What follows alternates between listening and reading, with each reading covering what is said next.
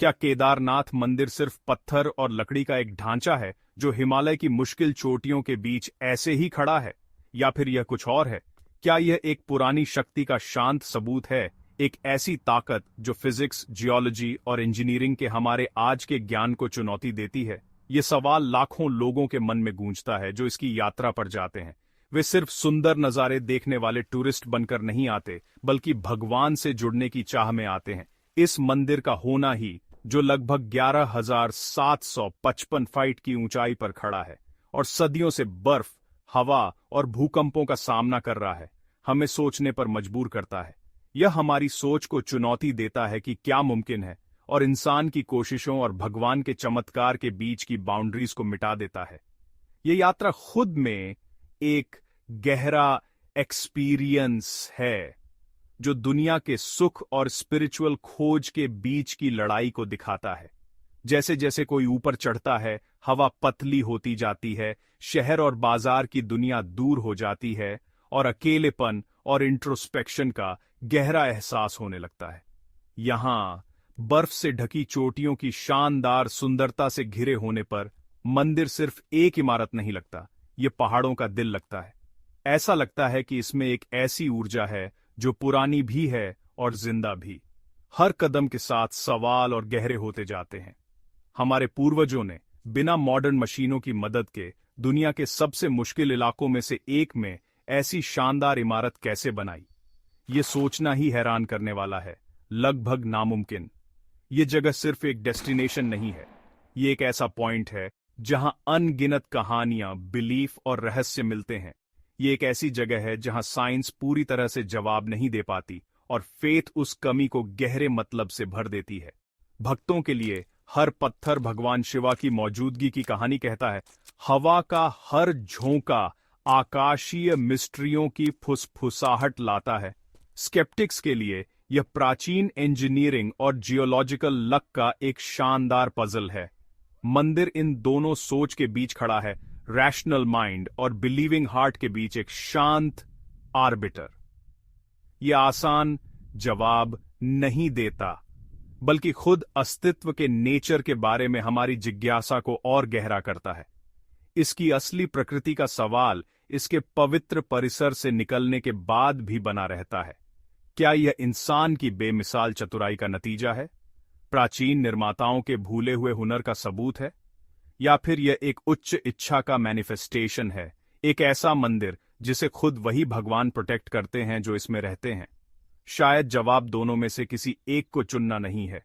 शायद केदारनाथ एक ऐसी हकीकत को दिखाता है जहां इंसान की मेहनत और डिवाइन ग्रेस के बीच की बाउंड्री धुंधली हो जाती है, जहां जिसे हम मिरेकल कहते हैं वह बस प्रकृति का एक ऐसा नियम है जिसे अभी तक समझा नहीं गया है।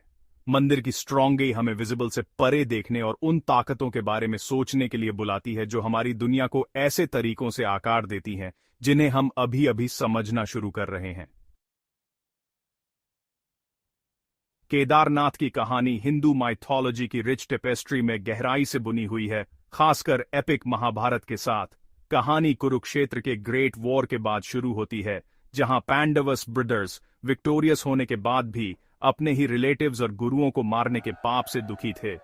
एब्सोल्यूशन की तलाश में उन्हें सेज व्यास ने भगवान शिवा से माफी मांगने की सलाह दी। रिडेम्पशन की उनकी तलाश उन्हें हिमालय में एक लंबी और मुश्किल यात्रा पर ले गई, एक ऐसी जर्नी जहां उन्हें उस भगवान को ढूंढना था जो युद्ध के नरसंहार से नाराज थे। भगवान शिवा उनसे बचने की इच्छा से खुद को एक बैल, नंदी के रूप में बदल लिया और गढ़वाल रीजन में मवेशियों के झुंड के बीच छिप गए। पांडवों ने अपनी खोज में दृढ़ रहकर आखिरकार उन्हें गुप्त काशी के रीजन में ट्रैक कर लिया। यह भीम थे, भाइयों में सबसे स्ट्रांग, जिन्होंने डिवाइन बैल को पहचाना।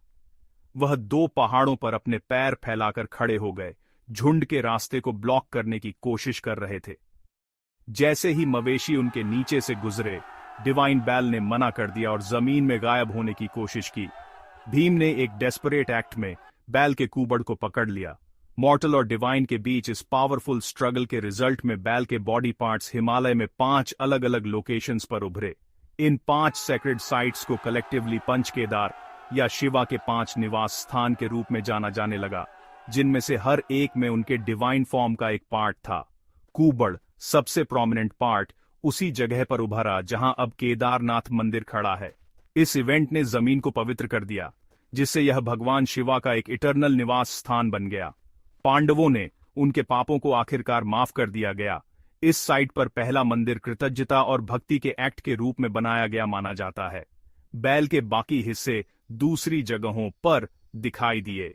आर्म्स या बाहु तुंगनाथ में, चेहरा या मुख रुद्रनाथ में, नाभि या नाभि मध्यमहेश्वर में और बाल या जटा कल्पेश्वर में।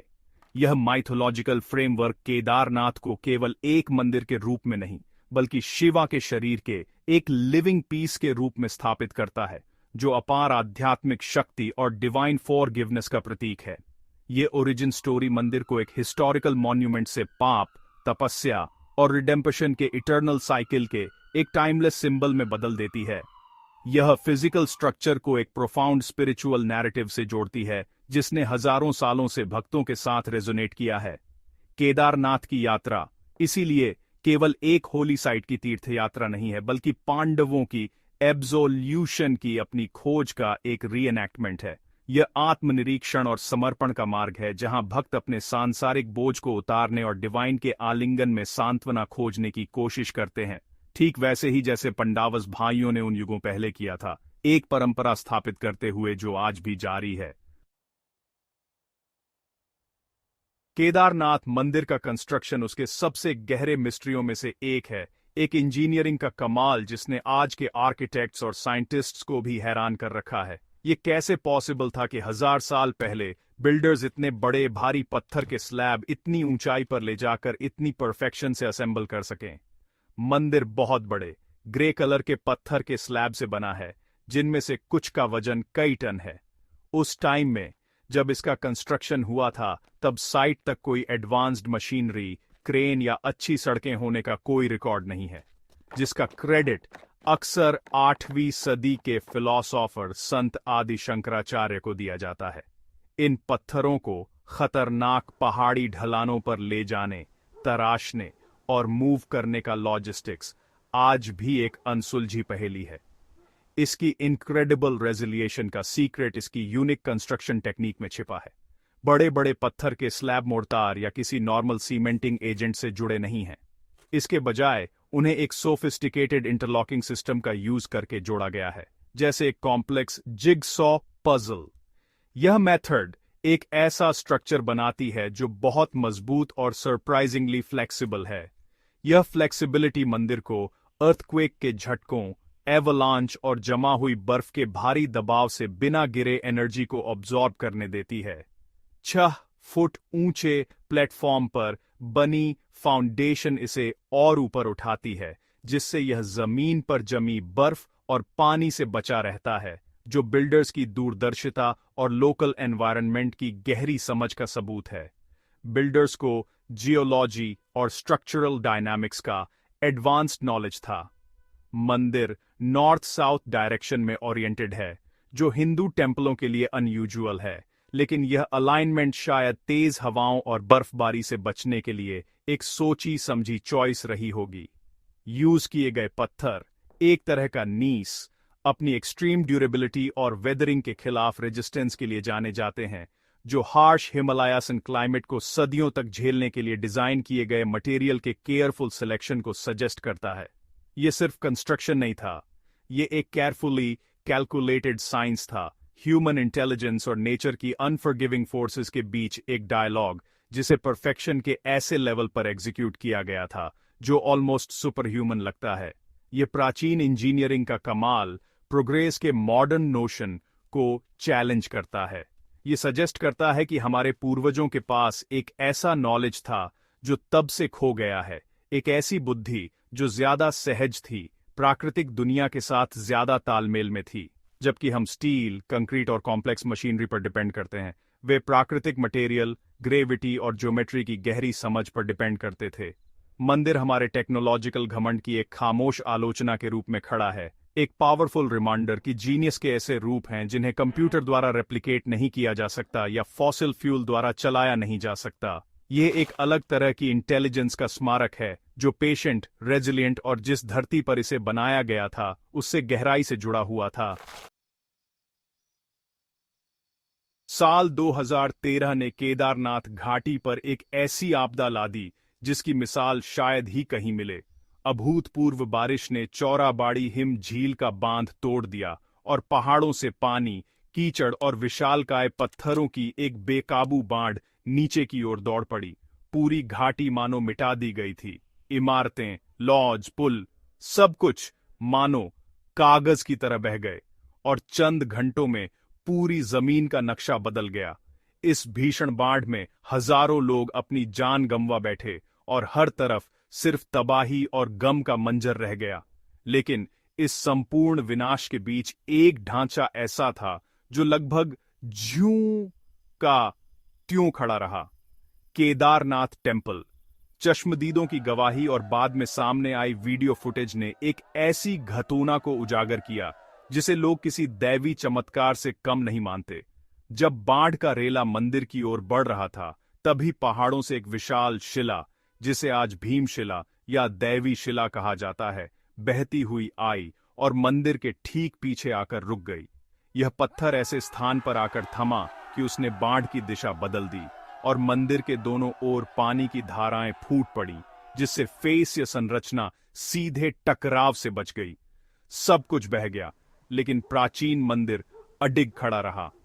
फेतवानों के लिए यह घटना भगवान शिवा की रक्षा का स्पष्ट और अटल प्रमाण थी। भीमशिला कोई साधारण पत्थर नहीं बल्कि एक दैवी औजार थी जो ठीक समय पर मंदिर की रक्षा के लिए वहां आ गई। इस कहानी ने करोड़ों लोगों के दिलों को छू लिया और यह विश्वास और भी गहरा हो गया कि केदारनाथ कोई आम जगह नहीं बल्कि एक पवित्र भूमि है जिस पर कोई उच्च शक्ति नजर रखती है। ऐसे हालात में मंदिर का बच जाना आस्था के लिए एक सशक्त संदेश था कि प्रकृति के प्रचंड प्रकोप के सामने भी दैवी उपस्थिति बनी रहती है। आज यह शिला भी श्रद्धा का प्रतीक बन चुकी है, एक मिरेकली सुरक्षा की निशानी। वैज्ञानिक या भूगर्भीय दृष्टि से देखें तो इसे एक सुखद संयोग कहा जा सकता है। पत्थर का आकार, दिशा और गति सब कुछ ऐसे मेल में आ गए कि मंदिर की रक्षा हो गई। मंदिर की मजबूत बनावट और उसकी रणनीतिक स्थिति ने भी इसकी रक्षा में अहम भूमिका निभाई। लेकिन सबसे कठोर संशयवादी के लिए भी इस घटना की संभावना चौंकाने वाली है। पत्थर ठीक उसी जगह आकर रुका जहां वह सबसे अधिक सुरक्षा दे सकता था और उसने उस ताकत को मोड़ दिया जिसने कंक्रीट के मजबूत ढांचों को भी मिटा दिया था। शायद संभावना और आस्था के इसी संगम पर केदारनाथ का रहस्य और गहरा हो जाता है। क्या यह महज संयोग था या कोई गहरा अव्याख्येय अनुग्रह? साइंटिस्ट्स और जियोलॉजिस्ट्स की केदारनाथ मंदिर में दिलचस्पी इसकी आध्यात्मिकता के कारण नहीं बल्कि इसकी अमेजिंग मजबूती और टिकाऊपन के कारण रही है। 2013 की बाढ़ के बाद Wadia institute of Himalayas and geology के साइंटिस्ट्स ने एक स्टडी की जिससे कुछ बेहद इंटरेस्टिंग बातें सामने आईं। उन्होंने पाया कि मंदिर सिर्फ अपनी मजबूत बनावट के कारण नहीं बल्कि अपनी जगह के कारण भी बचा। पुराने बनाने वालों ने मंदिर को एक ग्लेशियल मोरेन यानी पीछे हटते ग्लेशियर द्वारा छोड़े गए मलबे की एक रिज पर बनाया था, जो आसपास के एरियाज की तुलना में लैंडस्लाइड से रिलेटिवली सेफ थी। यह दिखाता है कि उन्हें ग्लेशियोलॉजी और भू-आकृतिक स्थिरता की गहरी, लगभग नेचुरल समझ थी। साइंटिस्ट्स के मुताबिक मंदिर के टिके रहने के पीछे कई रीजंस थे। पत्थरों की आपस में जुड़ी बनावट, जिसमें कोई गारा नहीं था, ने बिल्डिंग को वाइब्रेशन और झटकों को सहने की कैपेसिटी दी। नॉर्थ साउथ डायरेक्शन में मंदिर की पोजीशन ने शायद बाढ़ के साइड फोर्सेस को झेलने में हेल्प की। भीमशिला की भूमिका को वे द्रव गतिकी का एक कोइंसिडेंस मानते हैं, एक बड़ा ऑब्स्टेकल जो तेज धारा को मोड़ देता है। साइंटिस्ट्स का कहना है कि यह पुरानी इंजीनियरिंग, समझदारी से चुनी गई जगह और किस्मत का मेल था, न कि कोई डिवाइन इंटरवेंशन। उनके लिए यह ह्यूमन फोरसाइट की जीत है, कोई सुपरनेचुरल इवेंट नहीं। मगर साइंस की सोच की भी अपनी लिमिटेशंस हैं। वह कैसे का जवाब तो देता है, लेकिन क्यों का नहीं। आखिर इसी जगह को क्यों चुना गया? बिना किसी मॉडर्न इक्विपमेंट के पुराने बनाने वालों ने यह रिलेटिवली सेफ मोरेन कैसे पहचाना?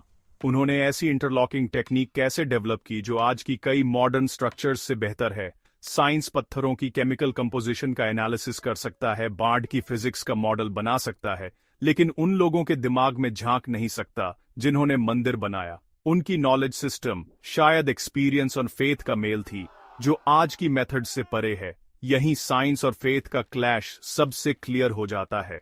साइंस दुनिया को मिस्टरीहीन बनाना चाहता है, उसे देखे जाने योग्य, दोहराए जाने योग्य इवेंट्स में बांधना चाहता है। वह मंदिर के बचाव का लॉजिक देता है, उसे जियोग्राफी और इंजीनियरिंग से जोड़ता है। फेथ इसके ऑपोजिट इन इवेंट्स में मीनिंग खोजती है। वह इम्पॉसिबल में डिवाइन इंटरवेंशन देखती है, जिसे साइंस महज कोइंसिडेंस कहकर टाल देता है। साइंस के लिए भीमशिला एक पत्थर है, फेथ के लिए वह एक शील्ड है। मंदिर एक ऐसा मैदान बन जाता है जहां इंटरप्रिटेशंस टकराती है। एविडेंस एक ही है, पर कंक्लूजन्स पूरी तरह अलग। केदारनाथ के रहस्य सिर्फ उसकी बनावट या उसके बचाव तक लिमिटेड नहीं है। मंदिर के चारों ओर कई ऐसी घटनाएं होती हैं जिन्हें आज तक कोई तर्क या साइंस नहीं समझा पाया। साल के 6 महीने नवंबर से अप्रैल तक पूरा एरिया भारी बर्फ में ढक जाता है और वहां पहुंचना इम्पॉसिबल हो जाता है।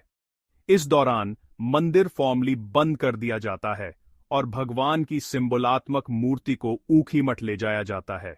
मंदिर के द्वार बंद करने से पहले मेन पुजारी एक दीपक जलाते हैं, अखंड ज्योति, जो सर्दियों की भीषण ठंड और ऑक्सीजन की कमी के बावजूद लगातार जलती रहती है। जब 6 महीने बाद वसंत में मंदिर के द्वार खोले जाते हैं, तो पुजारी और डिवोशन लू हर बार यही चमत्कार देखते हैं। दीपक अभी भी जल रहा होता है। एक अकेला घी का दीपक पत्थर के कमरे में माइनस टेम्परेचर और कम ऑक्सीजन में आधा साल तक कैसे जल सकता है, यह साइंस की समझ से बाहर है। इसके अलावा वे दावा करते हैं कि गर्भगृह अंदर से पूरी तरह साफ सुथरा होता है, जैसे वहां रेगुलर पूजा होती रही हो और भगवान के सामने ताजे फूल चढ़े मिलते हैं। इन बातों के चलते यह विश्वास फैल गया है कि इस दौरान कोई दिव्य शक्ति या शायद नारद मुनि स्वयं मंदिर में आकर भगवान शिवा की पूजा करते हैं। इसके अलावा न जाने कितनी और मिस्ट्रीमयी घटनाओं की कहानियां हैं। यात्री और लोकल लोग रात के समय मंदिर के आसपास अजीब आवाजें सुनने का दावा करते हैं। मंदिर की घंटियों की हल्की झंकार, दूर से आती मंत्रोच्चार की ध्वनि या डमरू की गूंज, जबकि आसपास कोई इंसान नहीं होता। साइंस इन्हें पहाड़ी हवाओं का खेल मानता है, लेकिन जिन्होंने ये एक्सपीरियंस किए हैं, उनके लिए ये मंदिर की जीवंत, सांस लेती आध्यात्मिक एनर्जी के संकेत हैं। केदारनाथ का माहौल, खासकर रात के समय, एक अजीब सी प्रेजेंस से भरा रहता है, जो श्रद्धा और भय दोनों जगाता है। ये घटनाएं आज भी साइंस के दायरे से बाहर हैं। वहां कोई परमानेंट मॉनिटरिंग सिस्टम नहीं है, न ही कोई इक्विपमेंट जो इन ध्वनियों या मंदिर के अंदरूनी हालात को रिकॉर्ड कर सके। ये सब मानवीय एक्सपीरियंसेस और पीढ़ियों से चली आ रही आस्था पर टिकी है। साइंस सबूत, आंकड़े और दोहराए जाने योग्य एक्सपेरिमेंट चाहता है, जो यहां अवेलेबल नहीं है। इसलिए ये कहानियां सिर्फ विश्वास की दुनिया में ही जीवित हैं। ये मंदिर की मौखिक ट्रेडिशन का हिस्सा है, जो पुजारी से यात्री तक पहुंचती है और एक ऐसा रहस्य रचती है जिसे तर्क भेद नहीं सकता। ये हमें मजबूर करती है सोचने पर कि शायद कुछ सच ऐसे भी होते हैं जिन्हें समझा नहीं, सिर्फ फील किया जा सकता है। केदारनाथ की कहानी आस्था और तर्क के शाश्वत संघर्ष का सबसे बड़ा मंच है। एक ओर है विज्ञान, जो अपने तरीकों से हर घटना को भूगोल, भौतिकी और इंजीनियरिंग के सिद्धांतों से समझाने की कोशिश करता है। यह एक ऐसी दुनिया पेश करता है जो समझी जा सकती है, मापी जा सकती है और निश्चित नियमों से चलती है। इस नजरिए से केदारनाथ मंदिर एक विलक्षण प्राचीन विज्ञान का उदाहरण है, मानव जिजीविषा का प्रतीक और भाग्यशाली संयोगों का लाभार्थी। यह एक पहेली है जिसे हल किया जाना है, एक घटना है जिसे प्रमाण और तर्क से समझा जाना है। विज्ञान हर प्रभाव के पीछे एक कारण खोजता है और इससे एक सुकून मिलता है कि दुनिया में हर चीज का कोई न कोई तर्क है। दूसरी ओर है आस्था, जो एक व्यक्तिगत और अनुभवजन्य ज्ञान है। फेथवानों के लिए केदारनाथ कोई पहेली नहीं, बल्कि एक रहस्य है जिसकी पूजा की जाती है। मंदिर का बचना, भीमशिला, अखांड ज्योति, ये सब उनके लिए संयोग नहीं, बल्कि भगवान का संदेश है। आस्था चमत्कार को समझाने की कोशिश नहीं करती, वह उसे एक उच्चतर सच्चाई का प्रमाण मानती है। यह अर्थ, उद्देश्य और किसी बड़ी शक्ति से जुड़ाव की अनुभूति देती है। जहां विज्ञान एक भूगर्भीय संरचना देखता है, वहां आस्था भगवान का शरीर देखती है। जहां विज्ञान द्रव गतिकी देखता है, वहां आस्था एक रक्षक हाथ देखती है। यह वहां सुकून देती है जहां तर्क चुप हो जाता है। ये दोनों दृष्टिकोण शायद कभी एक दूसरे से मेल नहीं खा सकते, क्योंकि उनके सवाल ही अलग हैं। विज्ञान कैसे पूछता है और तंत्र खोजता है। आस्था क्यों पूछती है और उद्देश्य खोजती है। मंदिर की पत्थरों की जांच फेथवान की श्रद्धा को कम नहीं करती, बल्कि शायद और बढ़ा देती है, क्योंकि उस पूर्णता में भी डिवाइनता देखी जाती है। इसी तरह अखंड ज्योति की कहानी वैज्ञानिक को वायु प्रवाह या रासायनिक प्रतिक्रिया के बारे में सोचने से नहीं रोकती। दोनों कथाएं एक साथ रह सकती हैं, एक ही जगह पर, लेकिन अलग अलग एक्सपीरियंस की दुनिया में, और दोनों अपने अपने ढंग से सही हैं। आखिरकार केदारनाथ हमें एक गहरा, अनुत्तरित सवाल छोड़ जाता है। क्या हर चीज को सिर्फ तर्क और प्रमाण की नजर से ही समझा जाना चाहिए? क्या कुछ सत्य ऐसे भी हैं जो सिर्फ एक्सपीरियंस, अनुभूति और विश्वास से ही समझे जा सकते हैं? मंदिर इसी विचार का जीवंत प्रतीक है। यह हमें अपनी समझ की सीमाएं स्वीकार करने और उन मिस्ट्रियों के लिए भी खुले रहने की चुनौती देता है जो हमारे विज्ञान और गणनाओं से परे हैं। शायद कुछ रहस्य ऐसे हैं जिन्हें दिमाग से नहीं, आत्मा से महसूस किया जाना चाहिए। हिमालय की ऊंचाइयों में बसा एक दिव्य मंदिर जिसका नाम है केदारनाथ, जो स्वयं भगवान शिवा का धाम है।